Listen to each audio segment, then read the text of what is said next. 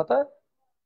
यहाँ पर यहाँ के केंद्रीय मंत्री मेंढक मेंढकी की शादी करवाते हैं बरसात करवाने के लिए, शादी का आयोजन करते हैं। ये इस देश की हालत है, बरसात करवाने के ढंग है।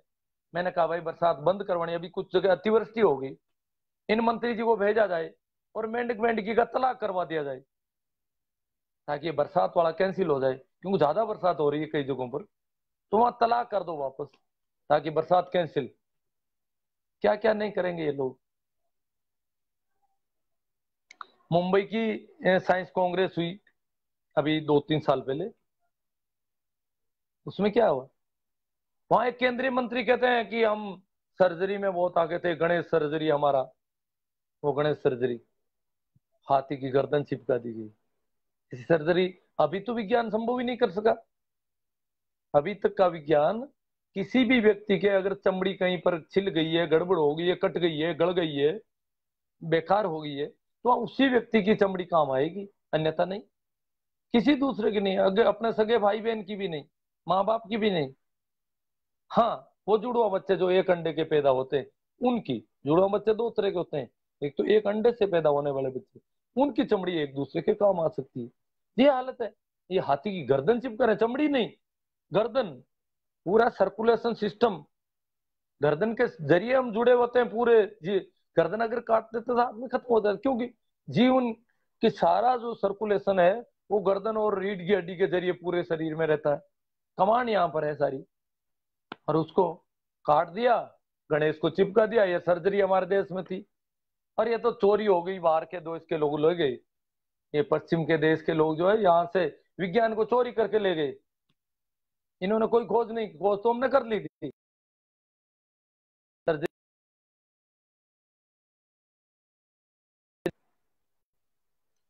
तो इस प्रकार की बातें। एक भाई नागपुर में साइंस कांग्रेस हुई थी पिछली साल 2019 में, जनवरी में शायद, मुझे याद आता है। वहां एक वैज्ञानिक थे तथाकथित, और मुख्य वक्ता थे, नागभट्टम कुछ नाम था। उन्होंने कहा कि भारत में परकनली शिशु बहुत पुरानी परंपरा है। परकनली से बच्चे पैदा, गांधारी के 100 बच्चे एक माँ के पेट से थोड़ी होते हैं। परकनली शिशु की जो है, ये टेक्निक तो हमारे पास बहुत पहले थी, द्वापर युग में। गांधारी के 100 बच्चे हुए, आप देख लो। ये बता रहे थे, और वहां पर वैज्ञानिक तालियां बजा रहे हैं। गणेश सर्जरी में वैज्ञानिकों से तालियां पिटवाई जा रही है। नाले की गैस से, आईआईटीएन से तालियां पिटवाई जा रही है, नाले की गैस से। चाय बनाना है स्टोव चला के, ये क्या है? ऐसे गैस से तो फिर नालों के ऊपर आग लग जाएगी सभी पर। वहां ठेला लगाए बैठा है, नाले से गैस लाता है, चाय बना लेता है। ये बातें हो रही है देश में, ये विज्ञान है यहाँ का। तो ये कई ऐसी बातें हैं। मैं दूसरा सब्जेक्ट जो लेना चाहता था, हालांकि ये मिस्टेक तो बहुत है। अभी मैं इस पर थोड़ा सा, इस पर कमेंट ले लूं, क्या कह रहे हैं लोग। अगर ज्यादा नहीं चल रहा है तो फालतू बकवास करने में क्या पड़ा है। भाई नमस्ते, राम राम, नमन, प्रणाम। हाँ भाई, चंदा राम थेबरा, देश के पूर्व राष्ट्रपति प्रणब मुखर्जी, हाँ वो चले गए। वर्तमान समय में विश्व भर के धार्मिक कट्टरवाद फैलता जा रहा है भाई। ये हेमाराम जी खिचड़ा फैल रहा है, विशेषकर हिंदू और मुस्लिम देशों में ज्यादा है ये कट्टरवाद। ईसाई देश भी काफी कट्टरवाद कर रहे हैं। इजराइल में है जैसे हेमाराम खिचड़ जाट, कट्टरवाद वर्तमान में फैल रहा है। गुरुदेव प्रणाम विचारों पर हम चलने की शुरुआत कर दी है, केएल शरण। बहुत भारी काम है आपकी। हेमाराम जी खिचड़, जहाँ सत्य है वहां दिखावे की जरूरत नहीं, और वहां दिखावा, वहां सत्य नहीं। जहाँ दिखावा है वहां सत्य नहीं है, बोल रहे हैं। बहुत गजब के कमेंट। भारत कभी गुलाम नहीं होता अगर वर्ण व्यवस्था नहीं होती। ये भी बहुत संपत लूणसरार कहते हैं, क्योंकि यहाँ की बहुत बड़ी आबादी, उसको कोई लेना देना है, कोई राजा हो क्या फर्क पड़ता है। हमारी तो टाट है, सीट पीटी जाएगी। देश जिनका है उनका है, हमारा तो कुछ है ही नहीं। हम तो भैंस बकरियों, भेड़ बकरियों की तरह है इस देश में। चाहे जब दूध लो, चाहे जब सवारी कर लो, हम है क्या इस देश में? जिनका कुछ था ही नहीं, कुछ एक वर्गों का। मुख्य धारा के लोग थे, बाकी लोगों का तो क्या सेवा का काम था, सेवा करो। ये SC ST OBC जो वर्तमान जो संवैधानिक वर्गीकरण है, ये लोग क्या करते थे, धंधा करते थे, मेहनत करते थे, उनका पे भरण पोषण करने के लिए काम करने के थे। इनको किसी लड़ाई में जाना नहीं था, इनको सेना में जाने की जरूरत नहीं थी, ये तो थे ही नहीं, जैसे ये तो गाय बकरियों की तरह थे, ये हालत थी। तो इतनी बड़ी आबादी को, जिस देश की बहुत बड़ी आबादी को कोई मतलब नहीं, राजा कोई भी हो, तो वो रात देश तो गुलाम रहेगा ही।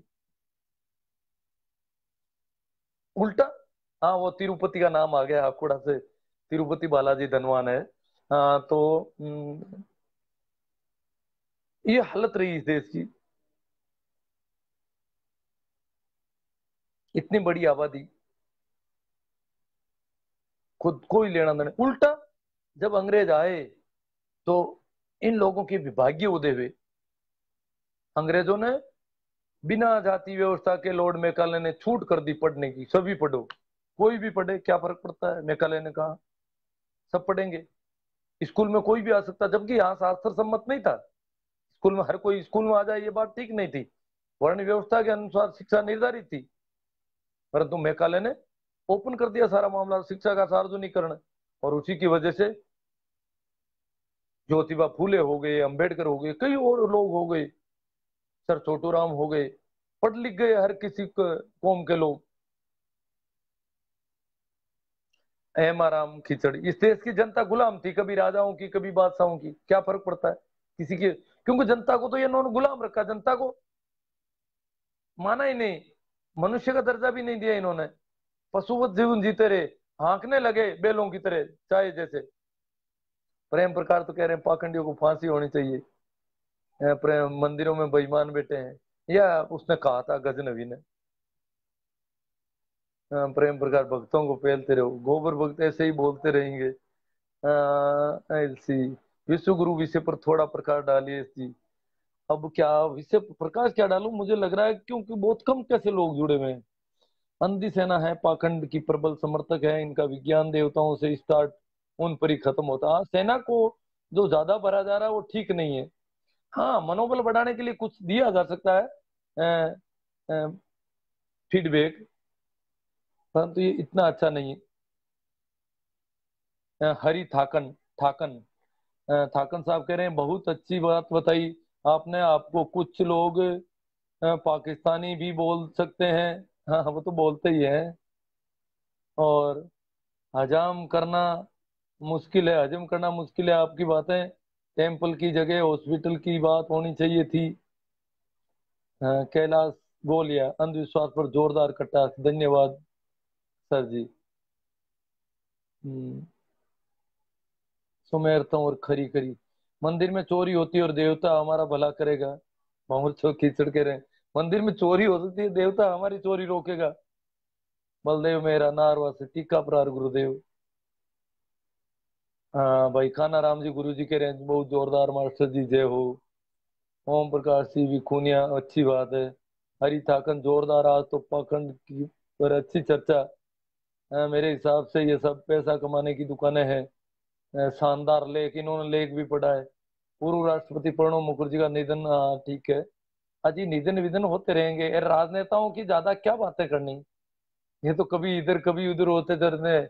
ये तो क्या है कि प्रजातंत्र शासन में राजनेता कमजोर हो गए, ये तो दो दो इधर है, तीन इधर दिखते ही इधर मुंह कर लेते हैं, पांच इधर दिखते मुंह इधर कर लेते हैं, वो तो गलत है। ये तो संख्या बल पर जीतने वाले, ये तो परजीवी लोग हैं। एम जी, आज आपने टाइप की चर्चा हो रही है, तो हम हमेशा मुद्दा उठाते हैं। चलो, किसी ने नहीं कहा कि कोई गड़बड़ है, तो मैं वो ले लेता हूँ थोड़ा सा मृत्यु भोज वाला। एक मैं शुरू से ही देखता आया हूँ, मृत्युभोज के जो पक्षधर लोग हैं, जो मृत्युभोज करवाने के बड़े कारीगर हैं, इनको सुधारा कर कार्य सुधारते हैं, काम को सुधारते हैं, मायतों का मृत्यु सुधारते हैं, वो सारे लोग भी बड़े गजब के लोग हैं। जो परंपरागत धंधों पर आश्रित है उन पर ज्यादा दबाव देते हैं, और जो आधुनिक धंधे वाले हैं उन पर नहीं देते हैं। जैसे पहले जो खेती करते थे केवल वो माँ बाप मर गया, किसी का बाप मर गया, माँ मर गया, तो खेती करने वाले को कहते हैं दिवाली से पहले या होली से पहले घर से बाहर नहीं निकलना, यहीं बैठे रहना, तुझे 4 महीने 6 महीने बाहर नहीं निकल सकता। परंतु उसी घर का अगर कोई नौकरी कर रहा है, वो भले ही 12वें दिन 13वें दिन नौकरी पे, उसको तो कह देंगे वो, पर भाई जाओ तुम्हारे नौकरी का मामला है। तो क्या खेती करने वाले की खेती नहीं बिगड़ती है? नौकरी वालों के तो तेरे नौकरी का मामला है, तू भाई जा, ये संभाल लेगा। जो भेड़ बकरियां चराते हैं उनको कहे नहीं रुको, आप तो 4 6 महीने तक यहीं बैठे रहो। वो बेचारे बैठे रहते हैं, काम नहीं कर पाते हैं। वो तो काम क्या करे, वो तो 1 मिनट के लिए सोच वगैरह को भी जल्दी जाना पड़ता है, क्योंकि यहाँ से 1 मिनट भी जगह नहीं छोड़ सकते, किसी भी वक्त धमक सकते हैं लोग। और अगर बचत हो रखी है, मृत्यु भोज का मिठाई बची हुई है, सूखी सूखी मिठाई भी पड़ी है, तो लोग बहुत ज्यादा आते हैं जब तक वो पड़ी रहती है खाने के लिए, कि वहां पर बचा हुआ माल मिलेगा। ये हालत है। तो उन लोगों को ज्यादा दबाव देते हैं जो परंपरागत धंधों पर निर्भर है, चाहे वो खेत पर कुम्हारी का धंधा हो, खाती का धंधा हो, नाई का धंधा हो, सभी धंधों वालों को, उनके माँ बाप मरते हैं तो उनको ज्यादा महीने तक दबाया जाता है। जबकि नए धंधों वालों को नहीं।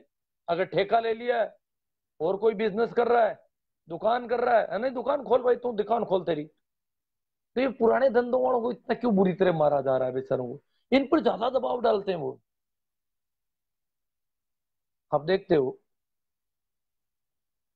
अब एक और देख रहा है, सरकारी स्कूलों में, आपने नोट नहीं किया, मेरा काम पड़ रखा है, और विशेषकर इधर बेल्ट में जो वेस्ट राजस्थान, पश्चिमी राजस्थान के इलाकों में मेरा काम पड़ा था, मेरी ड्यूटी रही थी।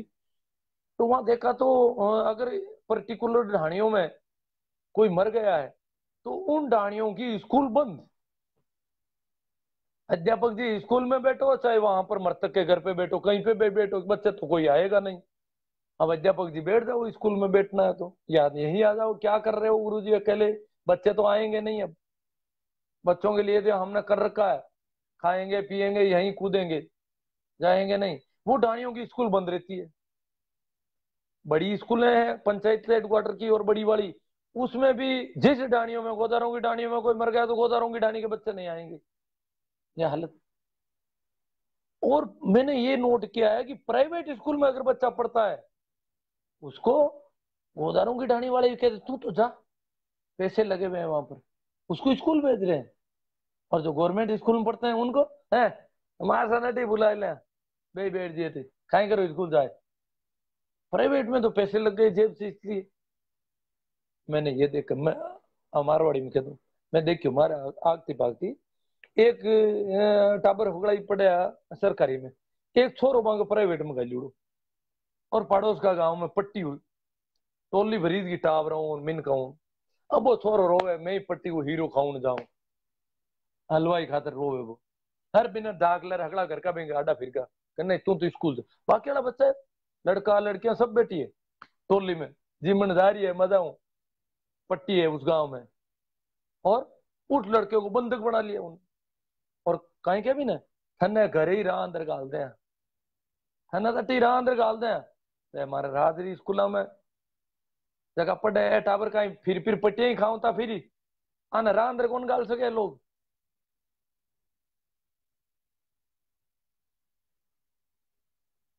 आसाराम जी खदाव करें, आपके घर कितने लोग आए बचे हुए माल खाने के लिए? मेरे घर 12वें 13वें दिन मैंने बंद कर दिया बिल्कुल।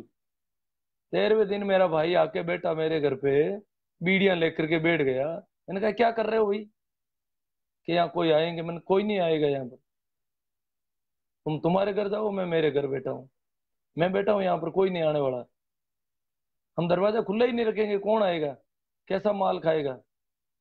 हमने तो कोई दरवाजा ही खुला नहीं रखा। कोई नहीं आया 13वें दिन मेरे घर पे तो। 13वें 14वें मेरे घर में तो ऐसा नहीं था, पर हो रहा है। आपका ध्यान रखना आसाराम जी, आपके वहां आएंगे लोग, आपको बैठा रहना पड़ेगा।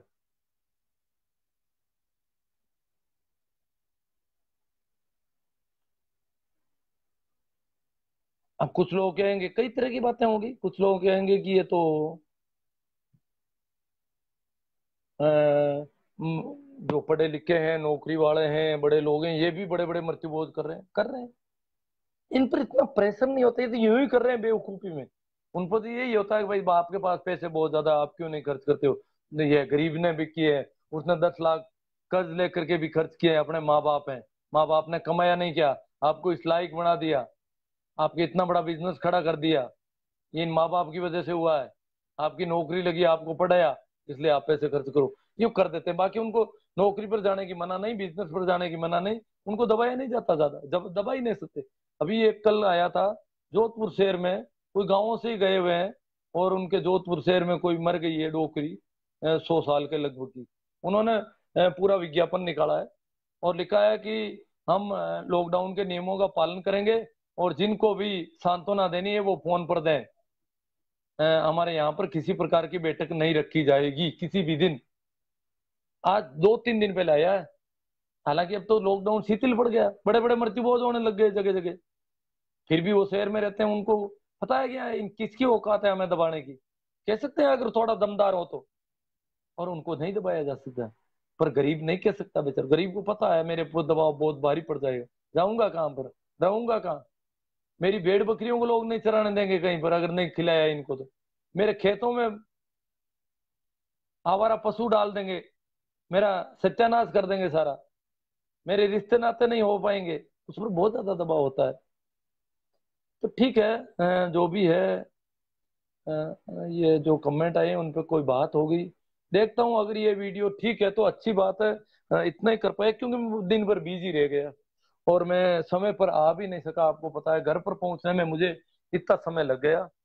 भाई आर एस चौधरी कह रहे हैं चित्त भी पुट भी मेरा, मैं समझा नहीं साहब, चौधरी साहब आपकी बात तो थोड़ा कमेंट छोटा पड़ गया।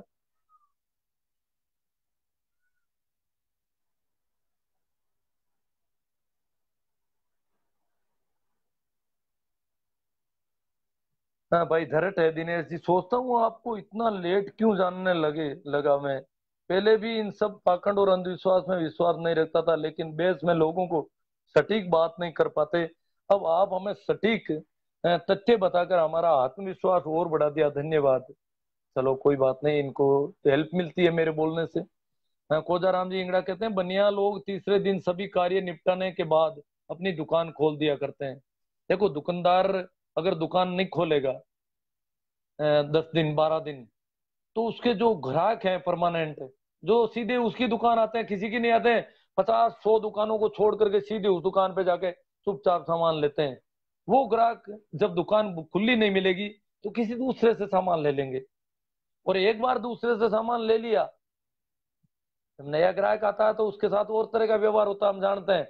ले लिया तो फिर वो दूसरी दुकान पकड़ लेंगे, तो ग्राहक टूट जाएंगे सारे। अगर 12 दिन दुकान बंद रख ली तो समझ लो 90% ग्राहक की खत्म।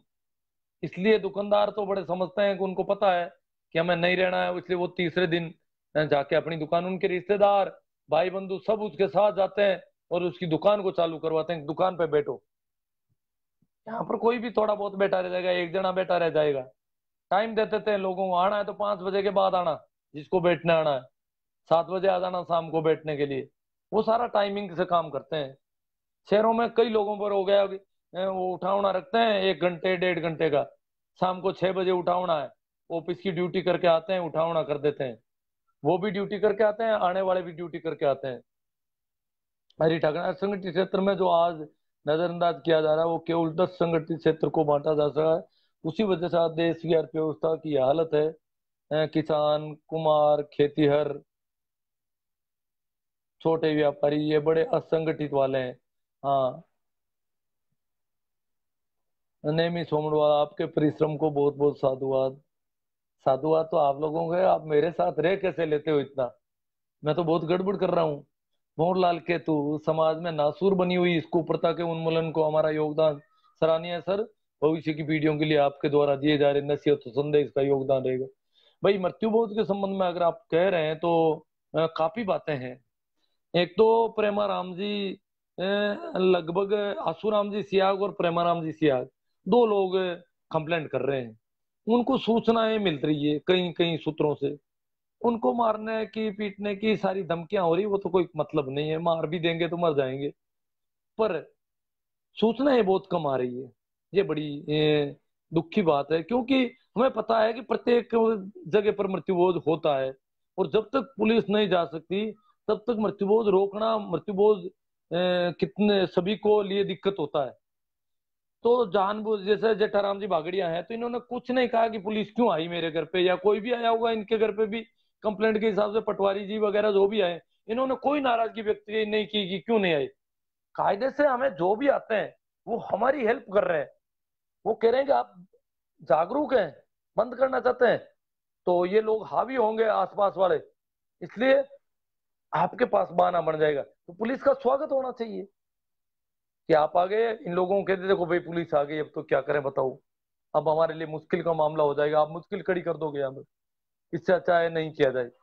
पहले अपन कहेंगे नहीं करेंगे नहीं करेंगे, तो लोग बड़े यूं करते हैं, ये नहीं क्यों करेंगे, खाया क्यों, तुमने नहीं खाया, बाप ने खाया, दादा ने खाया, उसने खा लिया, पता नहीं क्या क्या तरह तरह की बातें उनकी होती है, हमने किया फिर तुम क्यों नहीं करोगे। तो इस प्रकार की सारी जो बातें हैं, या कभी धर्म को लाएंगे, कभी किसी को ले आएंगे। तो इसके लिए पुलिस का सहारा है, प्रशासन का सहारा है, पटवारी जी, सरपंच साहब, जो लोग आते हैं वो सूचना देने पर, शिकायत करने पर आते हैं, पहले वो आते नहीं है ज्यादातर। आना तो उनको वैसे भी चाहिए। हमारे यहाँ काफी पाबंद कर रखा है, हमारे संभागीय आयुक्त मैडम जो है वो काफी सक्रिय है, उन्होंने पूरा नोटिस दे रखा, फीडबैक ले रही है प्रति सप्ताह। तो फिर भी वो लोग शिकायत के बिना नहीं, अब शिकायत से नाराज हो रहे हैं, बेवकूफी भरी। सूचना किसने दे दी आपको, सूचना किसने दे दी, उसने दे दी, इसने दे दी। आपस में लोग आज भी फोन आ रहे थे कहीं से, बोले यार हमारे ऊपर शक कर रहे हैं, क्या बताएं। अब हम तो प्रेमाराम जी को जानते नहीं, हमें उनके नंबर भी नहीं, क्या बताएं, हमारे को नंबर दो उनके, हम उनसे बात करते हैं, भाई हमारा तुम्हारा क्या लिंक है। सूचना किसने दी उसका पता नहीं है दूसरों से, और सूचना दे दी तो हो क्या गया ऐसा। भाई मृत्यु हुई है तो मृत्युभोज के बिना आपको छोड़ा नहीं जाएगा, ये तय है। सीधी सी बात है, सूचना दे दो, आएंगे, पाबंद कर देंगे, हम पाबंद हो जाएंगे, साइन कर देंगे, गांव वालों को, पड़ोसियों को, साइन करो भाई सभी, ये आ गए हैं हमारे ऊपर, ये ऐसे रोकने की अब जिम्मेवारी हमारी सबकी हो गई है। ये सीधी सी बात है। चलो नाराज रह जाओ उनसे, मन मन में तो जानते हो कि ये ठीक हो रहा है, बंद हमारे घर से हो जाए तो क्या नुकसान है। अब प्रशासन बंद करवा रहा है, हम थोड़ी बंद कर रहे हैं, जो आप हम पर नाराज हो जाएंगे लोग। अब तो प्रशासन बंद करवा रहा है। ये सारी चीजें होनी चाहिए, पर पता नहीं क्या इतने बेवकूफ लोग हैं कई जगहों पर। यहाँ तो हमारे इलाके से तो कभी कोई ऐसी शिकायत नहीं बताई जाती, परंतु दूसरे कई इलाकों में है। भंवरराम कीचड़, आज तो बहुत अच्छा लगा, अंधविश्वास पर प्रहार, जो भी हो सका प्रहार तो काफी किया था, उस समय लोग जुड़ नहीं पा रहे थे, अब थोड़ा टेक्निकली ठीक हुआ है। पता नहीं, या तो जुड़े, नहीं तो कोई बात नहीं, बाद में उन पर तक पहुंच जाएगी, बात तो ठीक हो गई थी लगभग। और यदि वीडियो में ज्यादा कटी पटी है और है तो यही लाइव बाद में और कर लेंगे, 5-7 दिन के अंतराल के बाद। और भी खूब सब्जेक्ट है हमारे पास, आप लोगों का बहुत अच्छा सहयोग मिल रहा है इस सब के लिए। मैं मेरी तरफ से आभार प्रकट करता हूँ आप लोगों का। भाई सर जी, आप बेरोजगारी के मुद्दे पर चार लाइव करो। आज ये किस किस मुद्दे पर करूं, अब देखो बेरोजगारी पर क्या लाइव करें। रोजगार तो हमें नए तलाशने हैं, हमें पता नहीं है। हम वो लोग हैं जो सिर्फ, जैसे हमारे यहाँ खाती का बेटा खाती खाती होता गया, तो जो धंधे परंपरागत है उनके अलावा कहीं साइड में धंधे नहीं देख पा रहे हैं अभी हम, तो इधर उधर साइडें देखनी पड़ेगी हमें। हाँ भाई, बागड़िया जी, जेठाराम जी बोल रहे हैं कि पुलिस आने से हमारा काम आसान होता है, इसलिए शिक्षित लोग तुरंत 181 पर शिकायत करें। कमिश्नर मैम आरुषि जी ने मुझे यही कहा है कि मेरे घर पर पुलिस आने से मेरी हिम्मत बढ़ी, शिकायतकर्ता को साधुवाद, वेरी गुड।